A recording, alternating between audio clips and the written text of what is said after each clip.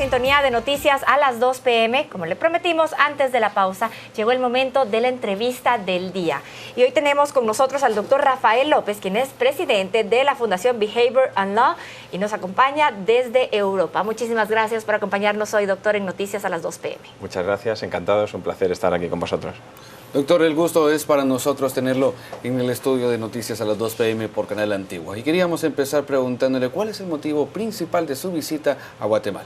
Bien, el motivo principal es un taller que impartimos en la Universidad del Valle de Guatemala el próximo día, martes mañana, sobre detección de la mentira y el fraude, que es la especialidad de investigación que tenemos en nuestra fundación. Detección de la mentira y el fraude. Hablemos de la mentira día a día. ¿Cómo se puede detectar? Porque sabemos que es un mal de los seres humanos. Bueno, la detección de la mentira es, si cuando se aborda desde un punto de vista científico o serio y riguroso, no es fácil porque hay que aplicar una serie de protocolos y una serie de herramientas que hay que conocer. Hay determinados detalles que quizás sí son interesantes y que a simple vista podemos utilizar, entre los cuales yo destacaría sobre todo el cambio de conducta, ¿no? El cambio de conducta cuando hablas con una persona sobre un tema y en un momento dado cambia, por ejemplo, la latencia de respuesta, lo que tarda en contestarte. Cuando estamos mintiendo alargamos más porque necesitamos tiempo para construir o para recordar la mentira que estamos diciendo, ¿no? Y bueno, todo esto parte de una línea de investigación que se llama la teoría de la carga cognitiva, en la cual un poco la base es que mentir supone un esfuerzo mental mayor que decir la verdad, y eso genera una serie de indicadores conductuales que se pueden observar, pero que bueno, hay que hacerlo con cuidado porque si no podemos caer en la trampa de pensar que alguien nos está mintiendo cuando realmente no es así. Bueno, doctor, pero con lo que usted nos acaba de mencionar ya sabemos de dónde viene el dicho, me estás dando largas. Por supuesto, pero también que la mentira tiene patas cortas, así decía mi abuelita. Pero, doctor, ¿desde cuándo inicia el estudio de la mentira, pongámoslo así, y de la interacción del ser humano con la mentira?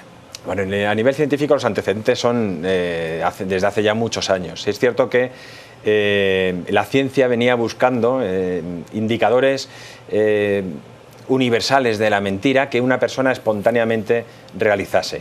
Y eso se ha concluido que no es cierto. No hay ningún indicador que nos pueda dar de manera espontánea índices, o sea, una muestra de que la persona nos está mintiendo. Para ver estos indicadores es necesario la participación activa de un entrevistador. Cuando ya ponemos en marcha estrategias de entrevista, cómo preguntar, de qué manera preguntar y en qué momento preguntar, entonces sí aparecen indicadores conductuales que nos pueden indicar que esta persona nos está mintiendo. Pero es necesaria esa participación activa de una tercera persona, o sea, de una persona ajena al que está mintiendo. De manera espontánea, si nosotros nos ponen un video de una persona que miente, las tasas de acierto entre mentira y verdad están en el 50%, que es igual que si lanzamos una moneda al aire y por azar decimos si alguien miente o no miente. Doctor, usted nos mencionaba que el mentir requiere un mayor esfuerzo. Pero hablemos ahora del lenguaje no verbal. ¿Existen algunos gestos o algunos ademanes que pueden ayudar a detectar que se está dando alguna mentira por parte de alguna de las personas que se encuentran en este momento en una conversación, por ejemplo? Básicamente ahí atendemos a incongruencia entre lo que la persona expresa por su canal verbal y lo que expresa por el canal no verbal. Por ejemplo, que una persona nos diga que está triste y analizando su expresión facial de tristeza vemos que esa tristeza no corresponde con los movimientos faciales de una tristeza real, ¿no? Por ejemplo, como un detalle, cuando estamos tristes las cejas nos suben del interior, de la zona interior hacia arriba, y ese es un movimiento facial que cuando estamos fingiendo es muy difícil simularlo. Entonces, cuando analizamos en detalle esa expresión facial podemos concluir que la persona está fingiendo esa tristeza, por ejemplo. Pero bueno, sí es cierto que hablaríamos de congruencia e incongruencia más que de mentira, porque la mentira en muchos casos, por ejemplo, va muy cargada de verdad. Simplemente omitir un detalle importante en un caso, por ejemplo, policial, de un homicidio, un asesinato, en el cual la persona te está contando exactamente lo que ocurrió porque lo ha vivido y es cierto, pero cambia el detalle de quién es la persona que cometió el delito. Entonces, te está contando una verdad con una muy pequeñita mentira. Sus indicadores serán de verdad en todo el contenido de ese testimonio. y solamente habrá un pequeño momento en el cual nos está mintiendo y por tanto eso se complica. Por eso cuando hablamos de comunicación no verbal es mejor dejarlo en el término de congruencia e incongruencia y a partir de ahí seguir investigando para ver si realmente nos está mintiendo o no, porque puede ser que se le esté pasando algo por la cabeza que en ese momento pues no se siente triste aunque lo esté diciendo. Doctor, usted ya nos mencionaba que en la historia, cuando empieza el estudio de la mentira, pues se basaba en el análisis comunicativo, pero también en el lenguaje no verbal.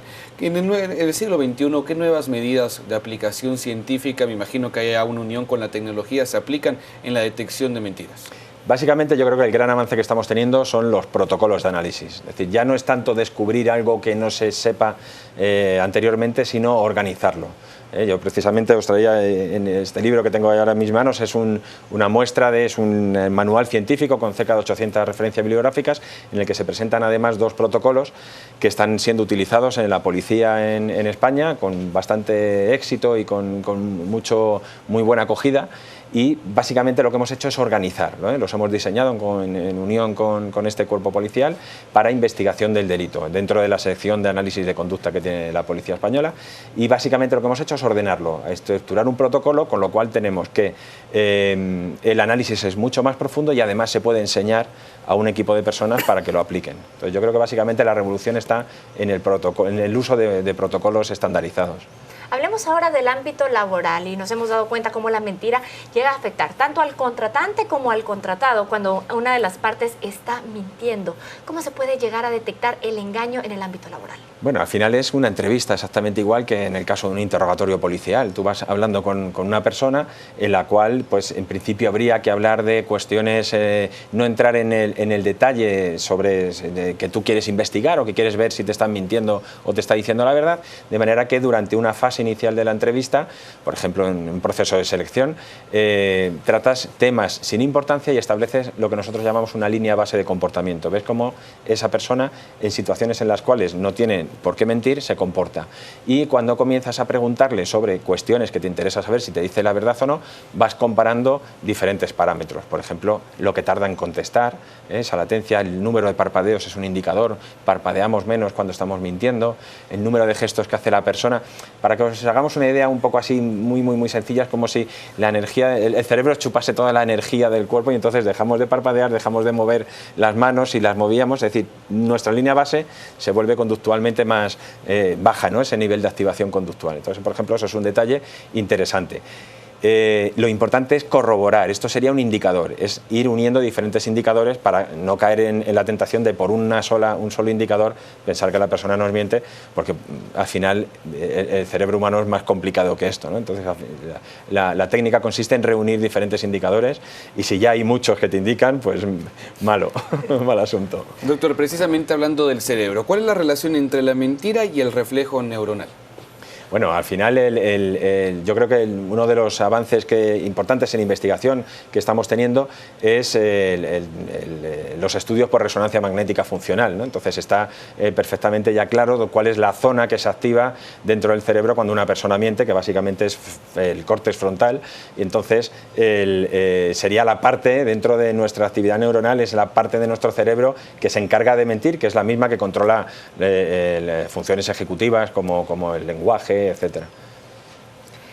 Doctor, los televidentes nos están escribiendo este tema, pues está dando mucho de qué hablar y nos preguntaban cómo a través de padres e hijos en esta relación, cómo saber si especialmente los adolescentes están diciendo alguna mentira a los padres. Pero vamos un poquito más allá de no parpadear y no mover las manos. ¿Cómo pueden los padres ver si sus hijos les están mintiendo o no en temas específicos? Básicamente yo creo que aquí la clave es el cambio de conducta. Hay que ver ante cualquier cambio de conducta, hay que establecer comunicación con nuestros hijos, pero siempre detrás, pero ya no solamente en adolescentes, sino en edades inferiores, ante situaciones de acoso escolar, por ejemplo, el principal reflejo es un cambio de conducta siempre. Cuando uno de nuestros hijos tiene un cambio de conducta, pues hay que abordar la situación y preguntarle, y bueno, pues a lo mejor siempre ha sido un detalle sin importancia y no pasa nada, pero sí establecer esos canales de comunicación Y como señal de alarma es el cambio de conducta, cuando durante un tiempo determinado nuestros hijos desarrollan una determinada conducta y de pronto, por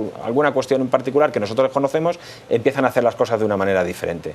Bueno, puede ser simplemente que se han enamorado, pues tampoco pasaría nada, ¿no? Pero la cuestión es averiguar. El cambio de conducta detrás puede tener muchas situaciones, que puede ser desde consumo de drogas hasta pues algo tan bonito como enamorarse, pero bueno, al final hay que investigarlo.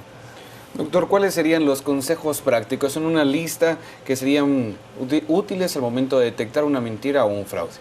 Bueno, básicamente volvemos otra vez a decir, es cambio de conducta. El cambio de conducta, la entrevista, es decir, tener en cuenta que tenemos que abordar la situación y que si nosotros no preguntamos y volvemos y vamos anotando exactamente en qué puntos hemos visto alguna incongruencia en su lenguaje verbal y no verbal y luego volvemos a preguntar, si no vamos haciendo esto y tomamos una participación activa, difícilmente vamos a poder saber si una persona nos está mintiendo o no nos está mintiendo.